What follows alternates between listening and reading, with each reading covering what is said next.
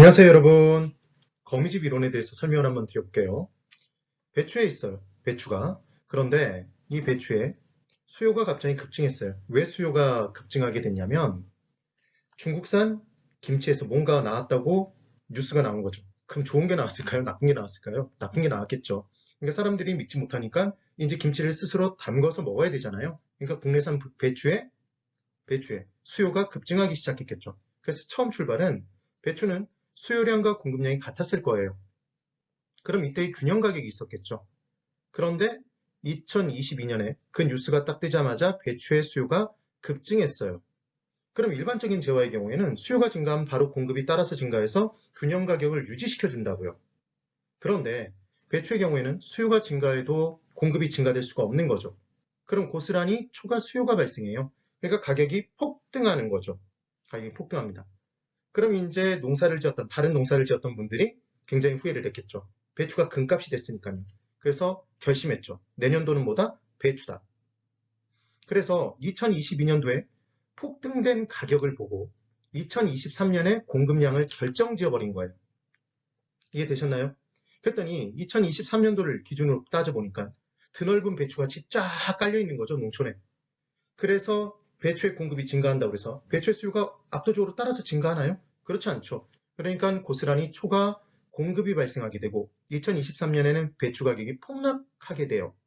그럼 이제 펑펑 울겠죠. 그래서 배추를 뽑지도 못하고 트랙터로 갈아엎어요.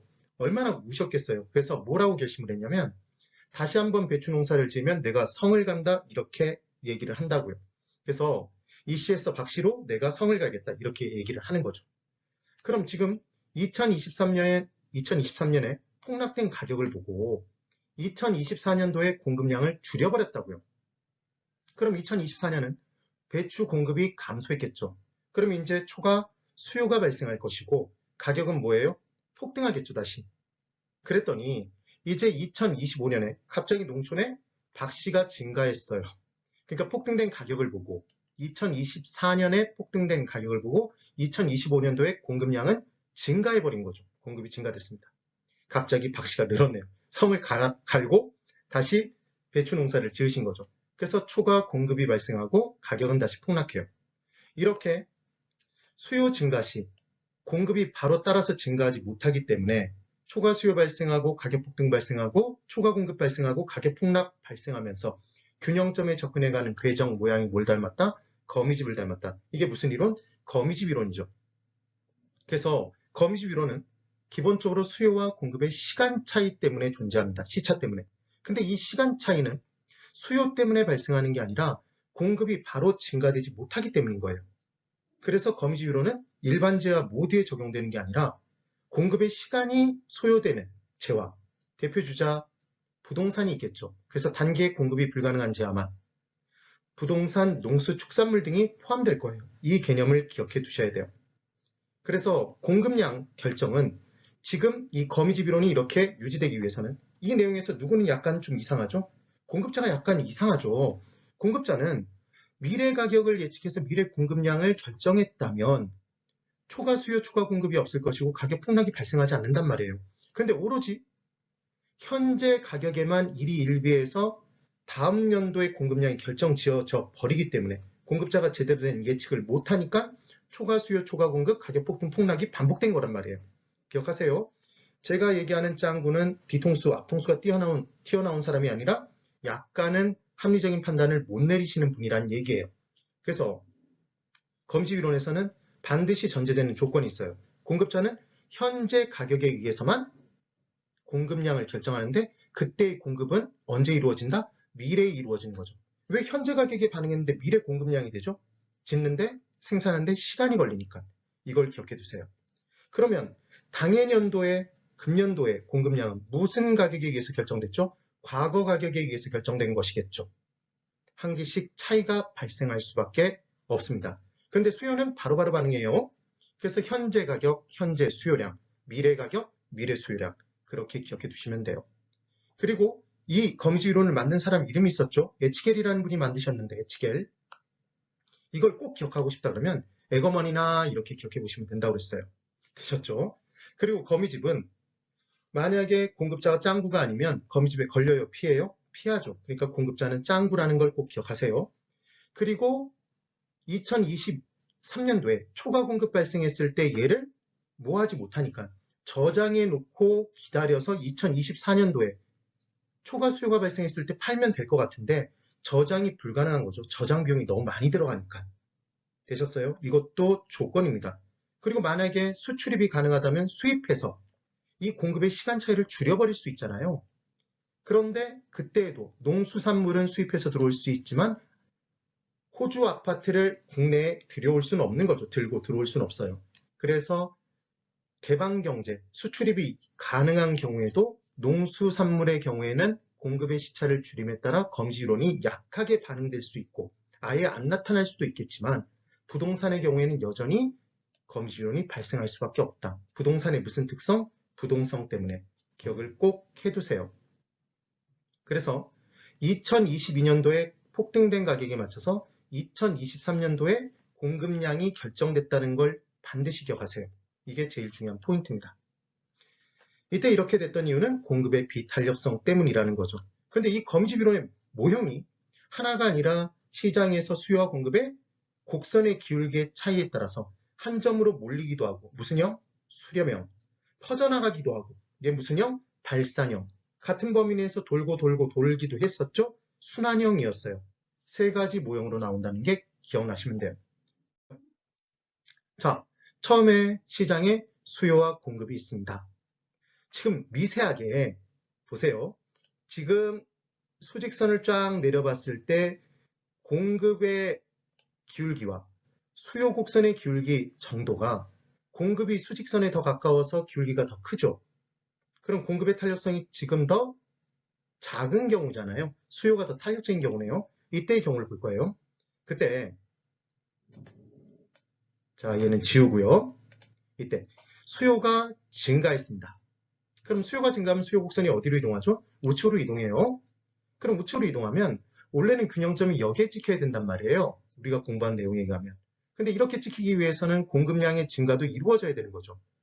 근데 공급량의 증가가 단계는 이루어질 수가 없어요. 그러니까 당연히 이제 수요는 여기 있는데 수요는 이 부분에 있는데 공급량은 그대로잖아요. 그러니까 가격이 폭등할 수밖에 없다고요. 되시겠죠? 이게 이해가 되시면 돼요. 그래서 가격은 이렇게 폭등해요. 그럼 폭등된 가격에 맞춰서 공급량을 찾아봤더니 여기에 공급이 있네요. 그래서 그만큼 뭐가 발생하는 거죠?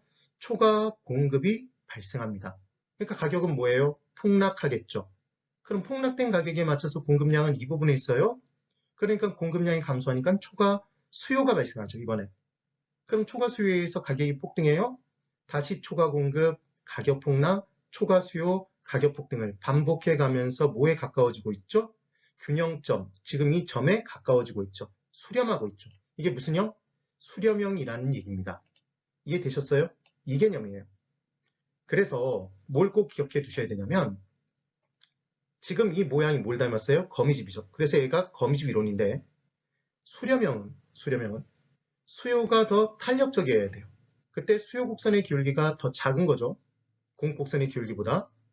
그런데 수요 곡선은 수요의 법칙에 따라 우하향하는 곡선이니까 기울기가 마이너스란 말이에요. 공급 곡선의 기울기는 공급의 법칙에 따라 우상향하는 곡선이니까 얘가 뭐가 나오죠? 플러스가 나오겠죠. 기울기가. 그러면 마이너스와 플러스를 그 상태 그대로 놓고 비교하면 항상 플러스가 더 커요. 그럼 얘는 비교의 의미가 없어요. 우리는 기울어진 방향을 알고 싶은 게 아니라 기울어진 정도를 알고 싶은 거니까 절대값을 씌워버렸던 거죠. 꼭 기억해 두십니다. 그러면 이때 탄력성과 기울기는 역수였다는 게 기억나셔야 돼요. 그래서 수요의 탄력성이 공급의 탄력성보다 더 크다면 수렴형인 거죠. 우리 어떻게 외웠죠? 수탄, 수로 외웠어요. 따라해보세요. 수탄, 수. 기억하시면 됩니다. 그래서 수요가 더 탄력적이면 수렴형이네요. 그럼 수요가 더 탄력적이라는 얘기는 수요 곡선의 길이가 더 작은 거죠. 이렇게 정리해 두시면 됩니다. 그리하여 거미지이론은 균형을 이제 찾아가는데 얘가 시간을 거쳐서 움직이면서 균형점을 찾아가잖아요. 그래서 동태적 균형가격 이론이라는 표현을 쓰기도 합니다. 그럼 이번에는 수요 곡선과 공 곡선의 기울기가 만약에 같다면 이제 어떤 일이 발생하냐면 이렇게 발생이 되죠. 지금은 같지 않고 수요 증가가 이루어졌을 때 공급과 수요의 기울기를 한번 보세요. 수직선을 놓고 보면 이번에는 수요 곡선이 수직선에 더 가깝죠. 수요의 기울기가 더 큰 거예요. 수요 곡선에. 그럼 수요의 탄력성이 더 작은 경우죠? 그럼 당연히 발산형일 텐데 왜 발산형인지 볼게요. 수요가 증가했습니다. 그럼 수요 곡선이 이렇게 우측으로 이동했어요. 그런데 이 점으로 한 방에 움직이기 위해서는 공급량의 증가도 바로 이루어져야 된다고 그랬죠? 그렇지 않다고 그랬죠. 짓는데 시간이 걸리니까. 그래서 가격이 폭등해요. 폭등했습니다. 그럼 이 폭등된 가격에 맞춰서 공급량 여기 있죠? 초과 공급이 발생했어요. 가격이 이제 폭락하네요? 폭락한 거 보이세요? 그럼 이 부분에 찾아서 들어가 보면 공급량은 여기에 있단 말이에요. 되셨나요? 그래서 고스란히 초과 수요죠. 가격은 다시 폭등해요. 초과 공급, 가격 폭락. 지금 점점 밖으로 빠져나가고 있는 게 보이세요? 이게 발산형입니다. 그래서 발산형은 수탄수만 기억해놓고 수요가 탄력적이면 수렴형이니까 공급이 더 탄력적이면 발산형이겠죠. 이렇게 기억하시는 거예요. 이걸 또 공탄발 이렇게 절대로 외우지 마세요. 되셨나요? 그러면 공급이 더 탄력적인 경우니까 공급 곡선의 기울기의 절대값이 더 작겠네요. 이렇게 찾아내시는 겁니다.